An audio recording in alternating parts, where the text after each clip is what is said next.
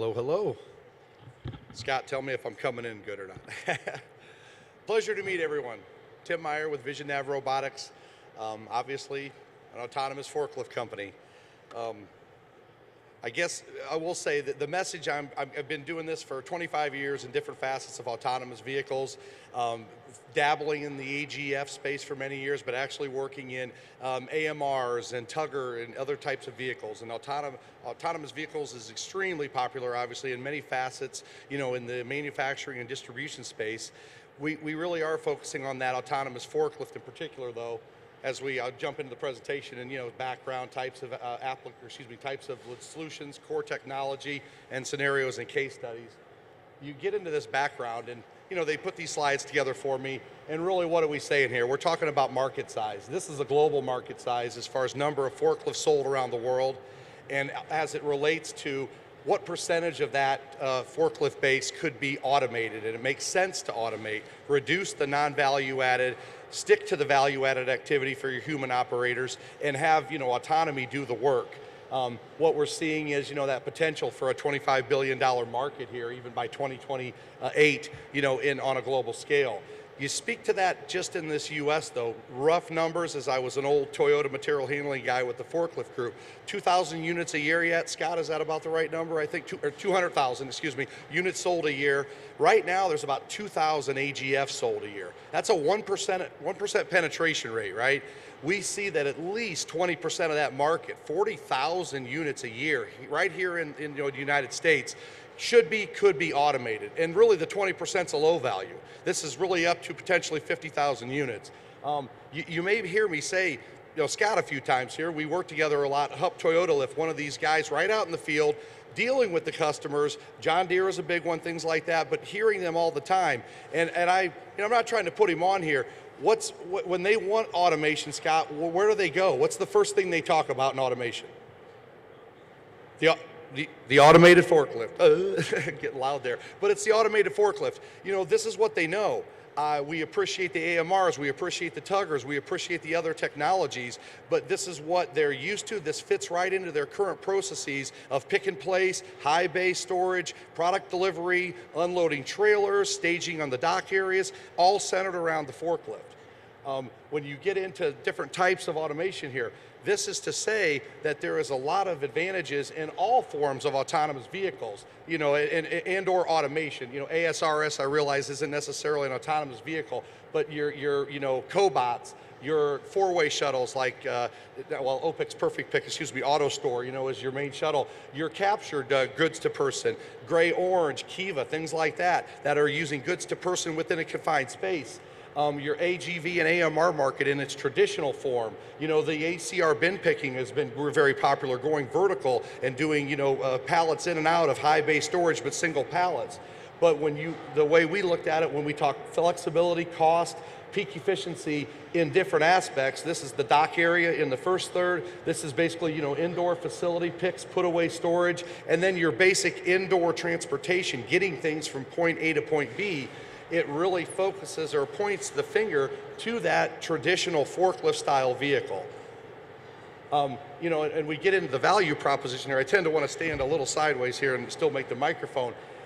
Drop-in replacement for current manual vehicles. Obviously, there's programming and setup. I'm not saying the AV comes in one day and is running the next, but it's not a transition to an AMR or a tugger vehicle or the shuttle systems, things like that. It fits the application that human driver was doing pick and place from a rack to a conveyor, outbound, inbound, for shrink wrappers, things like that. So the very little to no infrastructure changes. We're basically, with the new technology, we're all into simultaneous localization and mapping, and we're really trying to do infrastructure free, where I don't need to have laser triangulation, I don't need targets up on the wall, I don't need magnetic strips on the floor.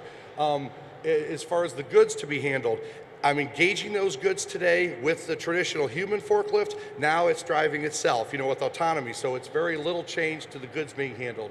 Obviously, the familiarity that the customer has with part service support of the manual equipment. I'm just transitioning from a human driver to an autonomous driver. And one thing that we really like to see, a couple of our vehicles that we have are not even hybrid, and we're focusing even more on that hybrid technology so that the human driver can still use the vehicle as a backup. So kind of best of both worlds. It's working as an autonomous vehicle 99% of the time, but that capability when needed to hop on the vehicle and still drive it and accomplish the material move that you're looking for.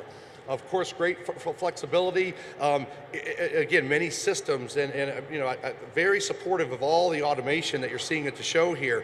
But things that take structure and auto store and things like that, I have to build new rows and structure behind it. I have to put racking in. This is autonomous vehicles in a forklift manner. I can add one to the fleet, I can subtract 5 from the fleet, I can redeploy them, I can take them from one facility, I can move them to another facility as needed. It makes it very flexible, and again, with little change or needing to restructure for automation. Cost effective, obviously, compared to other automated solutions. That's maybe debatable in the market today, and that's this isn't a sales pitch for us, but that's one of the things I'm trying to educate everyone on, is to get more adoption from the customer base. They have to be more cost effective, they have to be easier to use, they have to be able to be installed in a simpler manner, they have to empower the customer to be able to do some or all of the work, integration, support, programming, to some extent themselves as needed. Of course, using key partners, and like Hub Toyota Lift sitting here as a partner company that can do parts, service support, troubleshooting, things like that, but allow the customer to own it themselves and really empower them. And of course, we talk about now this is the human versus the automated forklift. You talk about damage to facilities, goods and people, injuries, things like that. The financial element as far as the cost of the vehicle, the training of new staff, getting forklift operators, bringing them in, they're working for you for a period of time, then they're moving on. Now we're retraining, we're hiring again. I don't want to be salesy, but that autonomous forklift, it's doing its job, it's going to do its job every day. There are technical issues, they get fixed and they get repaired, and we move on. One vehicle working 3 shift operations. I don't have 3 guys or gals working 3 shifts on that forklift. I have one vehicle working all 3 shifts, obviously with a charge cycle in between. But the math is there, and the mathematics, to say the value proposition becomes pretty clear.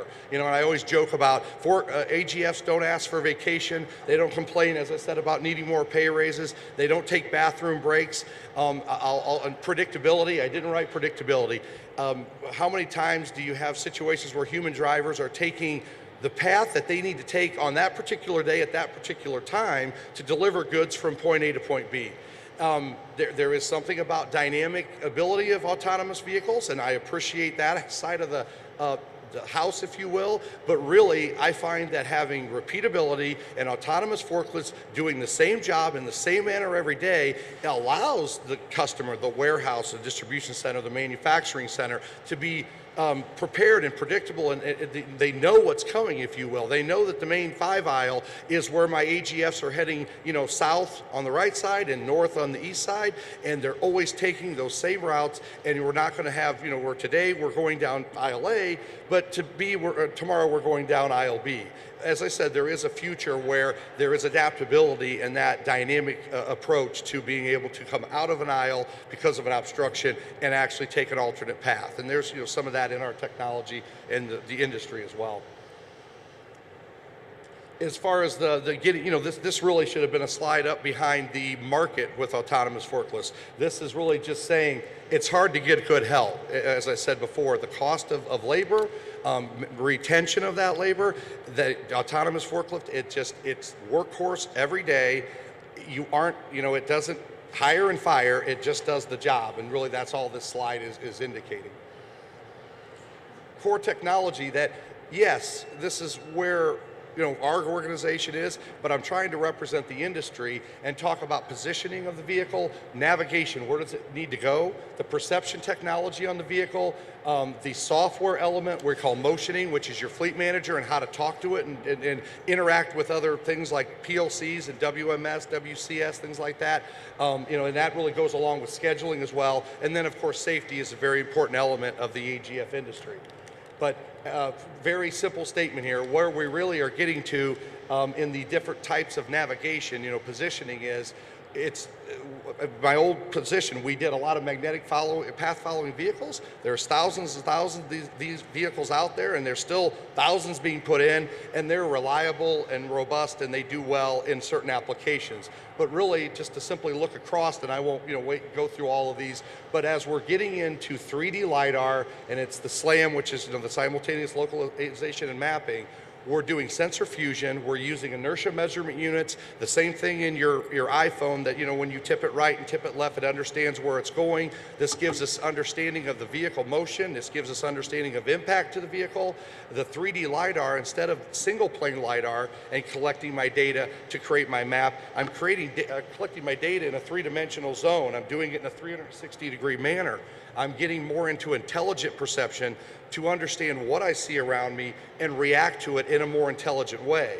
I'll show it in a few slides later, but it's the thing of, we used to be more binary. Is something there or isn't it there? Now we're getting to more intelligence of, what do I see, what is it doing, and how do I better react to it? So I kind of coined the phrase intelligent perception.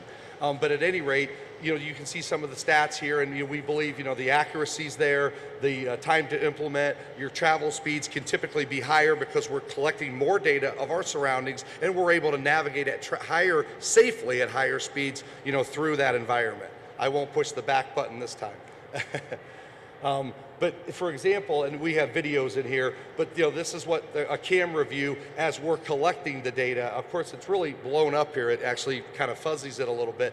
But the point cloud data that we're collecting in a three-dimensional way, and this was driving a vehicle through an environment, and this is the map that was generated on the computer. But high flexibility, accuracy, the distance measuring that these LiDAR can do now, up to 30 meters, that's 100 feet out that we're collecting data. Really, we can even go further, but to really get accurate data, we're at about 100 feet out in our surroundings, from the vehicle itself. But the ability to, another thing about, I'm just trying to talk the technology of today, single plane LiDAR is where things were, but three-dimensional LiDAR is where it's going. But I say that because the 10-degree slope, as we have single plane LiDAR and we're moving through our environment and you're getting a little bit of this, you're picking up different data up and down as we have subtle movements. In 3 dimensions, we're able to offset that. We're still able to localize on the appropriate objects, and if I'm 2 degrees down or 2 degrees up, I'm actually offsetting to that data, and I'm still able to navigate effectively. So that's, again, one of the keys for 3D versus 2-dimensional LiDAR. And something that LiDAR has brought us for years is lights out operations. You need no ambient light at all to run autonomous vehicles guided by LiDAR. It's always been, and that's been for years based on this technology versus camera vision based technology. Let's hope this works. Again, my first time presenting, guys, so bear with me. But there we go, it does work well. So this is live, it's not live data obviously right now, but this is live data from what our 3D LiDAR is picking up. And that's that intelligent perception I talk about. We're showing a human walking towards us, we're seeing goods and pallets to the right. I almost switched, yeah, I suppose I can. Let's see if the rewind works like it's supposed to. And I want to do so, I want to play it again. Intelligent perception. Before it was, it's there, it's not there. Now it's, what do I see? My goods to the right, they're static and stationary, I see no motion. Oh, I have a human walking in front of me. Is that human walking left to right in my scene? We call this a scene. Is that human walking right to left in scene? Is the human walking away from me, or is it walking towards me? Number one, I know it's a human. I need to act more safe around that human. Number two, if it is walking away from me, I still want to slow down and be careful and be safe, but if it were walking towards me, I want my safety system to react differently than if it's walking away from me. Very logical, right? And if it's a forklift in scene, okay, as we call it, and I see a human driver on a forklift, and that's moving left to right through my scene, I want to wait till the last possible safe moment to react to that forklift, because my intelligent perception saw a forklift. My algorithm says it's moving off scene and it's moving at this travel rate. It's going to be out of my way by the time I get there. So I don't mean to pound those 2 words, but intelligent perception. You know, and then perception, navigation. And my point is, then you talk about perception, and this really gets into the different devices, and it really is to show the progression from vision-based technology, which is very prevalent today, but really getting into LiDAR and multiplane LiDAR. Maybe I'll back up and say something. I don't want to go over technical, but even 3D LiDAR, it really isn't three-dimensional in the sense that a camera does give true 3 dimensions. You know, from a binocular, you know, stereo vision, you're getting cameras that allow you to create a 3-dimensional image. 3D LiDAR isn't really 3D LiDAR, it's multi-plane LiDAR. We're stacking multiple planes of LiDAR on top of one another, and that's what's actually allowing us to get the 3-dimensional image. So everyone calls it 3D, but technically really it's considered multi-plane LiDAR, just to be fair, but that's where all the perception technology is going. So now we're talking about, you know, perception of goods. What am I picking and placing? And so pallet goods, very traditional. Again, back to what your customers are looking for today is I'm handling pallets with the human driver. I'm going to now handle them with the autonomous forklift. And you know, what's a very popular acronym is a PDS solution, a pallet detection system. And once again, I'm using my LiDAR, I'm seeing those pallets, fork pockets, and I'm identifying their location.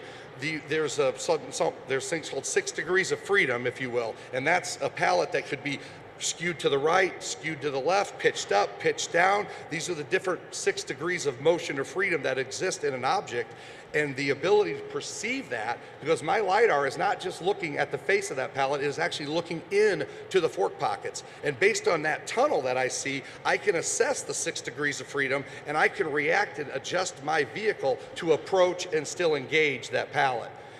Other types of goods, barrel clamps, roll clamps, carton clamps. It's basically the same methodology of using, you know, typically our multiplane LiDAR to be able to perceive the goods. In some cases, we're actually, we're seeing what we saw on the front half of the roll, the circular product on the floor, up on the upper left there. But what we do is, based on the machine learning and knowing that that product is circular circumference, we finish the drawing, if you will, create the full circle, understand its dimensional location, where it is in space to my forklift, adjust and engage. And my point there would be, what if this, you know, large disc, if you will, is cocked a little up to the right a few degrees? Again, we perceive that, we adjust our clamp, we engage the load, we have sensors to confirm that the load is securely handled, we level it, bring it back, and then deliver to the destination and move forward.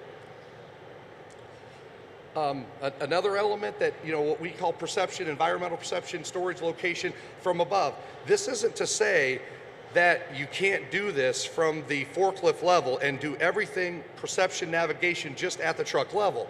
But what we're finding is the addition of a supplement to stationary ground side devices, in this case, you know, camera systems that mount above, and we are looking at LiDAR systems as well, but camera systems that mount above, we're actually monitoring floor positions. And another, you know, buzz, 2 words, if you will, that I'm going to mention is machine learning. Machine learning. I'll really quickly take a moment to say machine learning, focused AI, and general AI. Who hasn't heard of Chat GPT out there, okay? That is considered focused AI, for any of the, I like this gentleman here because I think you know what I'm talking about all the time. And general AI is the Terminator, which doesn't exist in today. Watson, the medical robot, that's also focused AI by definition. We're not even up to that level, but what is machine learning? Machine learning is using perception to look at things over and over again, like a child, if you will. I'm going to teach that child 100 times that this is an iPhone, and I'm going to explain, or not explain what it does and how it works, but I'm going to explain that when I see an iPhone, that fits into a certain category. For example, the human, which you saw before. Yeah, you and I looked at the screen and knew it was a human, but my robot is going to learn it's a human because I taught it over and over and over again. And that's the basic definition of machine learning. Once I've taught it well enough, then you get into percent of confidence. In other words, when you see goods 99.9, I taught it, not I in this case, but we taught it about this pallet, we're generically calling it goods, but you know what? We could actually start teaching it, well, those are right fenders, but these other goods, depending on what the packaging is, those are instrument panels, these are, 3/4 nut bolts, things like that. We can teach it that in the form of machine learning, so every time a pallet sits on the ground, my system from above, where an AGF is not even in the area yet, a forklift operator pulls from a semi-trailer, puts it on the floor, I see it, I perceive it, I know what it is. Hey, forklift, AGF, come get it. And I also now know what it is, I know where to go. I go to a simple lookup table, and I know that I've got fenders in this particular package because I've taught it that from a machine learning point of view, and it simply picks it up and delivers it to where the fenders go. I didn't even have to tell it anything. All I had to do was have a human forklift operator drop it on the concrete floor outside the dock area. So. And this is just an example of the approach. It is obviously typically an overhead, direct approach, but the technology allows for oblique angles as well. It allows for the ability to put our, camera systems, far right, far left. It gives you a different level of perception from the standpoint of if you are looking directly above and you're looking at multi-stacks. This doesn't just perceive one pallet on the floor, it'll perceive a stack of pallets. And again, based on machine learning, the difference from one pallet to the other, the oblique angles kind of help with, for example, there's nothing place to put the cameras, but also when I want to look at elevation, I get a better sense of elevation from oblique angles. But so again, the video in the bottom right here, this is real live data. And as a forklift, now that's an AGF picking and moving, and it's a very quick video. And I should have put a larger one in there, and I also have one with the human walking in it. But as I play that video again, well, the human right over here, do you see those humans walking in? 99.9%, I know that's a human. I know that's 100%, at 99.9% goods, and it was an AGF, but if I had a human forklift operator as well, when that guy would have come in or gal and dropped the load, I would have had that same type of data as long as I taught it.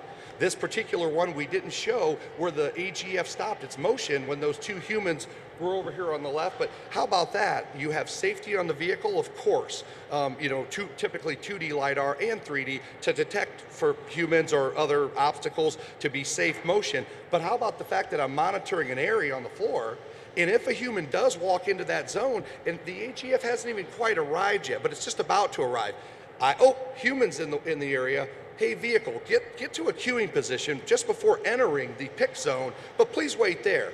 Okay, wait a minute, the human has now left the area, I'm safe, go ahead, AGF enter the area. So that combination of the intelligent perception on the vehicle, but also with ancillary items mounted, in this case, from above and monitoring. Video on the right, again, you're seeing an AGF put loads in play. You're seeing, again, the confidence percentage noted there as far as, what is it? What do I do with it? How can I match up? I don't have the video here, but obviously let's put QR code, barcode, RFID. Those are all no-brainers, okay? That AGF comes up with a load that somebody put on the floor, and I drive up to it, I scan the barcode, I scan the QR code, that's, widgets, and this is what I'm supposed to do with those widgets. It's very straightforward technology, being able to read those type of QR code, barcode, as well as RFID tags embedded in, say, the base pallet. Getting very popular to have tagged plastic pallets versus putting a sticker with a QR code on the actual side of the pallet. Checking my time. Adaptive, motioning and adaptive technologies. I'll hit the play. This is where we're seeing the goods in yellow, and then based on in this case, the PDS or pallet detection system, the fork pockets, we're making those movements to be able to stake the load, even if it is not exactly where I want the pallet to be. And in the second video, you'll see that's actually path planning around obstacles. The yellow being the load I'm trying to engage with, but the reds being, obstacles in the way, and then being able to plan a path around them and still engage the load. Up on the upper right-hand corner, that pallet is skewed. This is sped up video, of course, for a presentation, but I want to let that finish real quick. I think it will, and I want to go backwards. It's just very simple. Let's see if it does go backwards. Yep, okay. And I'm just going to play the upper one again. The pallet was skewed on purpose.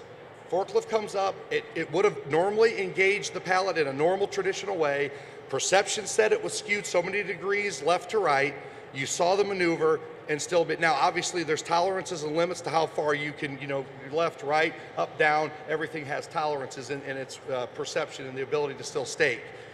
Stillage cage stacking is what, honestly, what we're getting heavily into. We're coming up, we're perceiving all four posts. We're understanding the position of the stacking caps on the underside of our, I'll again play that one again if it works. Yep. We're understanding the position of the rack on the fork, the forks themselves.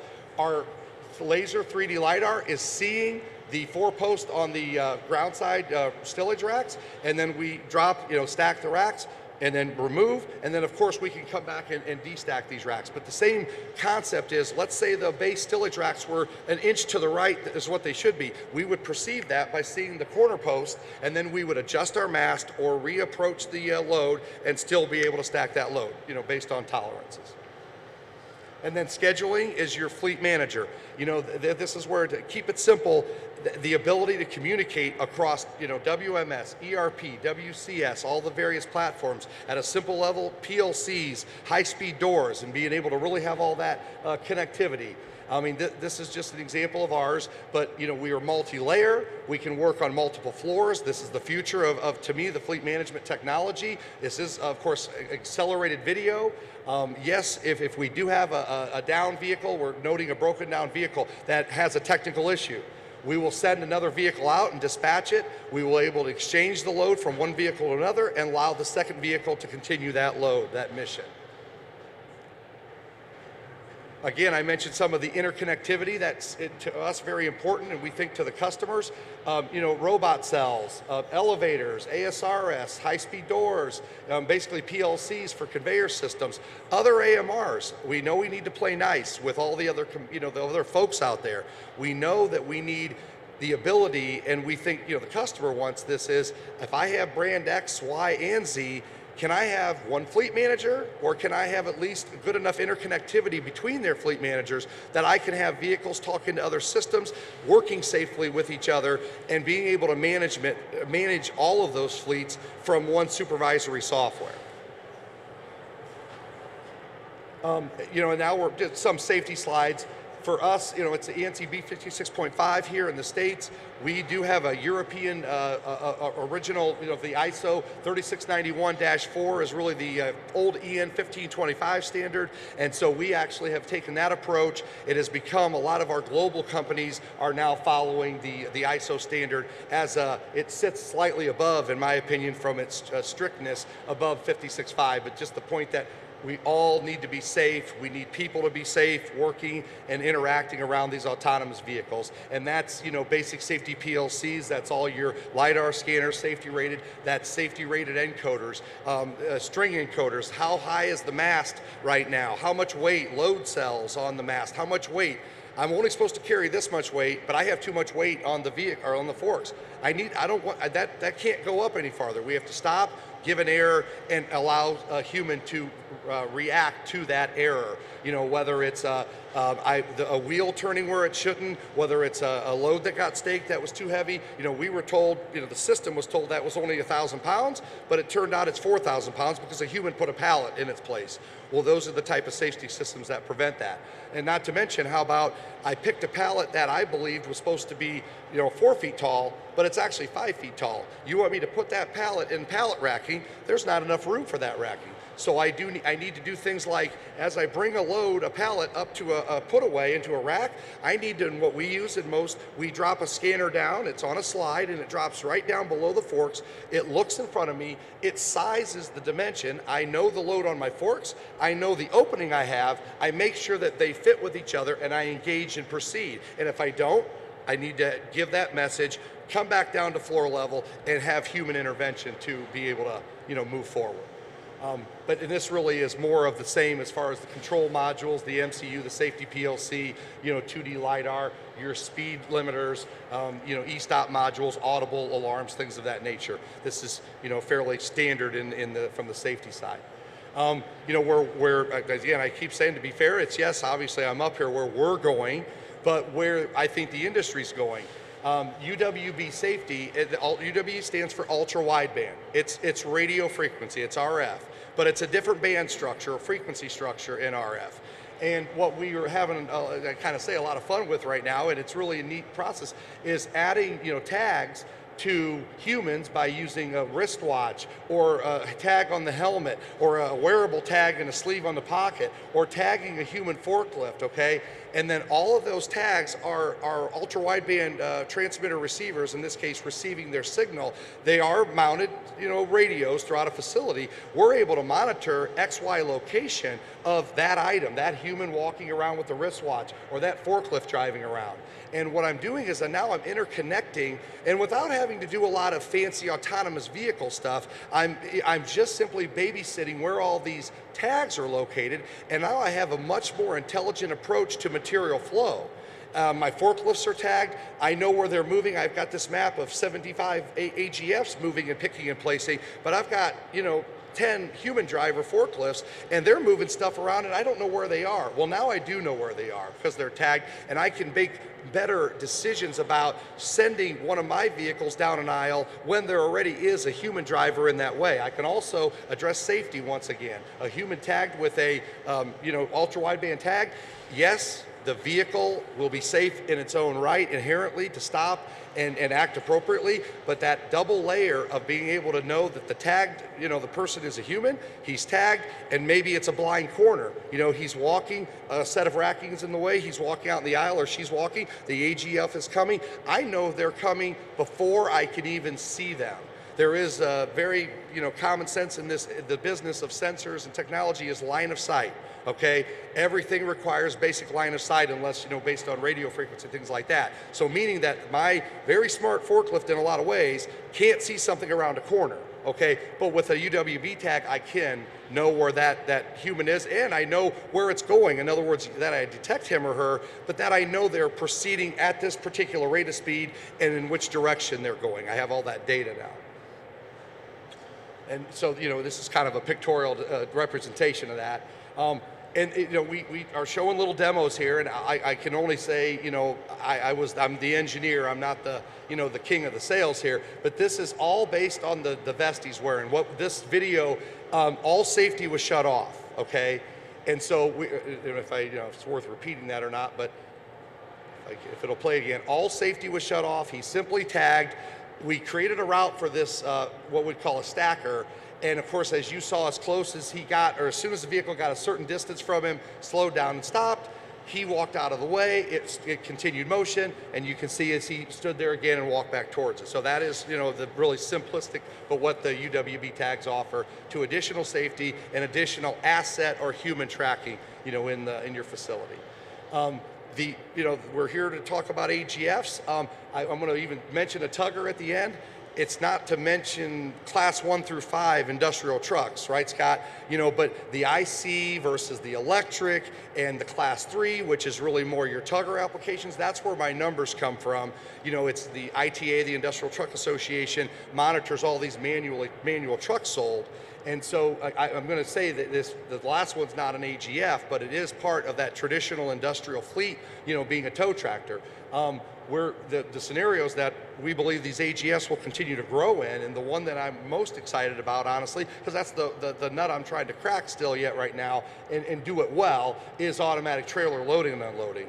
A lot of us have done pretty well with Conestoga flatbeds, gull wing trailers, where we're doing side loading position by position, and we are very effective in that. When I'm trying to do 53-foot trailers, there's a lot of nuances with angle of incident as far as the concrete floor and the deck of the bed, the dock plate, and basically that new trailer every time.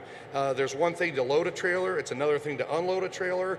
As that trailer door opens on that next 53-footer, there's commonality in the trailer that I originally tested with, but every trailer can be a little bit different, and I'm going to need to figure out how to react very quickly to that particular dimensional configuration of that trailer so I can engage each and every pallet. There's that traditional 26 positions, 13 and 13, 26, single high or double high depending on pallet dimensions.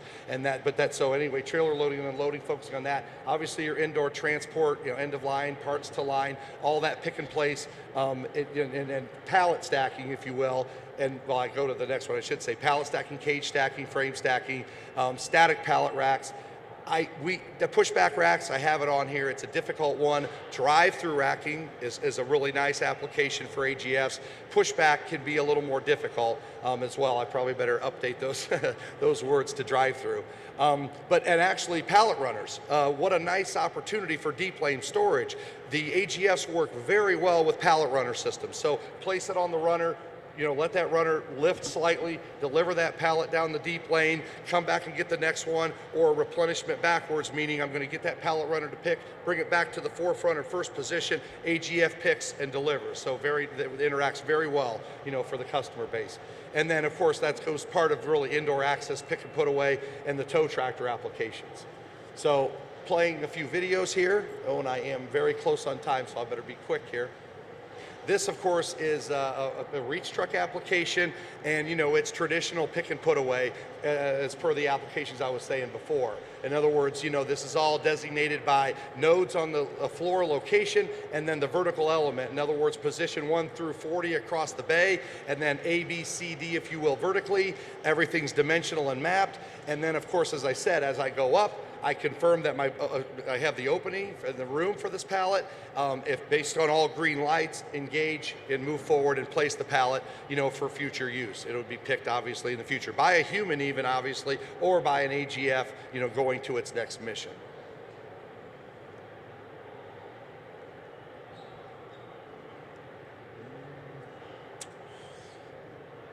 Anything on the videos back there?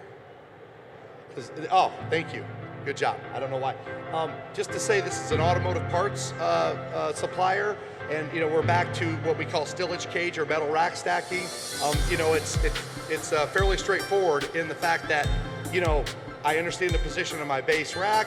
I'm bringing rack number 2, stacking it on. If I could bring rack number 3, I can go ahead and reverse, pick up my double stack, put it on the other 2, and make it, and you'll see number 3 here, make it a quad stack, deliver to a process, D-stack, or in a laydown area. But and again, I say, as those racks, things that come to my mind, well, what if the rack isn't right where it's supposed to be? Hey, what if one of my corner posts are bent? What if it's not that the rack isn't in the right position, but one of my posts are bent and I'm not going to get this aligned. That's what the intelligent perception tells me. I have to abort the mission and I have to tell, if you will, the system that error. The key is I'm not going to stack or attempt to stack and have a rack fall. High bay, we're really enjoying, and I almost don't want to push the button here. Will it start the video? Or yes, okay, good. This is that typical high bay pick and place approach. We're 30-some feet in the air. I think that one's 32 feet. But pick, put away, all the same technology is in play. It certainly becomes even more of a safety proposition and the accuracy proposition when you're 30 feet in the air, as far as that goes. And that one's feeding the backside of an ASRS crane, as far as that goes. That was a quick video, but if you saw the crane moving in the aisle next to it. And again, here we're doing pick and put away here, so I'll move on. See if this one, yeah. Can we get this one to go? And it's not about impressive, but this is, our largest application, not a sales pitch about us, but this is 54 vehicles, this is Coupon, it's kind of an Amazon equivalent overseas. It's all that interaction, that ability, with 50-some vehicles to have the dance work well, to have the connectivity work well with all your supervisory systems, automatic charging, things of that nature. I guess it's not playing though. Nope, okay, that's fine, understood. Well, let me go forward then to, just to have that slide sit up there. I was even thinking of my notes here, covering all the elements as far as, what we feel is the future here. Some level of customization based on a forklift platform, not trying to make you a purpose-built vehicle, but allowing customization, longer forks, shorter forks, side shifts capabilities, fork positioning capabilities, mass tilt capabilities, all are on the option card, if you will, for these types of applications. But Keep it simple. Have an interface that the customer can use. Give the customer and empower them that capability to make changes themselves. And yes, of course, have support structure and technical advice, there when needed. But get away from the old black box technologies and waiting a day or two or more to get something fixed. Allow that to happen in a very quick manner. So I know time is extremely limited here with 6 minutes left. I understand that. So no, please, 6 minutes, I'll take the 6 minutes. So I guess if there's any questions, I'd be happy to take them. And if not, we ended 5 minutes early. That's good.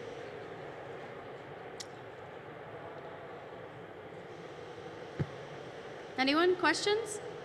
Tim, that was awesome. Oh. Well, not a question, but Yay, give a round of applause for Tim. I appreciate He did so well, there's no questions. How about that? I got to work on my public speaking, but I'll say this, engineering-wise, I do okay. But all right, we're good. Thank you again, everyone. Again, a round of applause for Tim Meyer.